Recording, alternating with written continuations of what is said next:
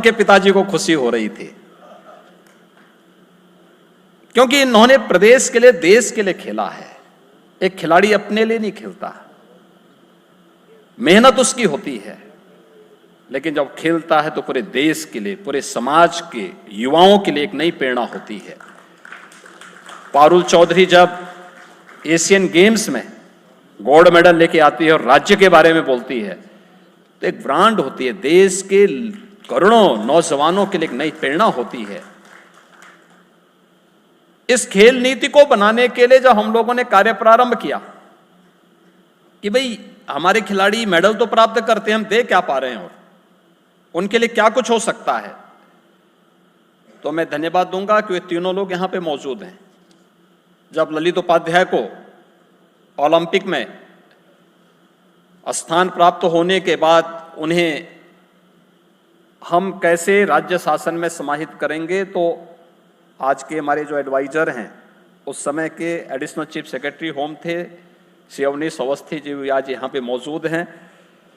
उस समय के स्पोर्ट्स के हमारे additional chief secretary Shri Navneet Sehgal ji यहाँ मौजूद हैं, और डायरेक्टर स्पोर्ट्स हमारे आरपी सिंह जी, जिनको अभी हम लोगों ने यहाँ सम्मानित किया। इन लोगों ने बहुत अच्छी खेल नीति तैयार की और उस नीति के तहत ऐसे खिलाड़ियों को हम प्रदेश शासन में स्थान दे सकें। और मुझे प्रसन्नता है कि ओलंपिक हो या फिर लखनऊ में और पैरालंपिक को मेरठ में बुला करके सम्मानित किया था, नगद राशि प्रदेश शासन की तरफ से उन्हें उपलब्ध करवाया।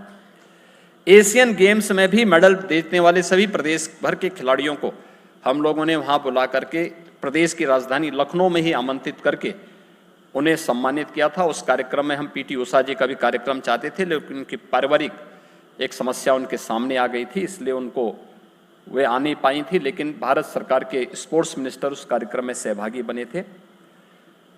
10 राजपत्रित अधिकारी अब तक हम लोगों ने ओलंपिक और एशियन गेम्स में जिन्होंने मेडल प्राप्त किए हैं देश के लिए, प्रदेश में उन्हें नियुक्ति पत्र जारी किए और 500 खिलाड़ियों को प्रदेश शासन के विभिन्न दायित्वों में, उनको शासकीय नौकरियों में हम लोगों ने अब तक लिया है। राज्य उत्तर प्रदेश पहला राज्य है जिसने इतनी बड़ी संख्या में खिलाड़ियों को अपनी यहां नौकरियों में स्थान दिया।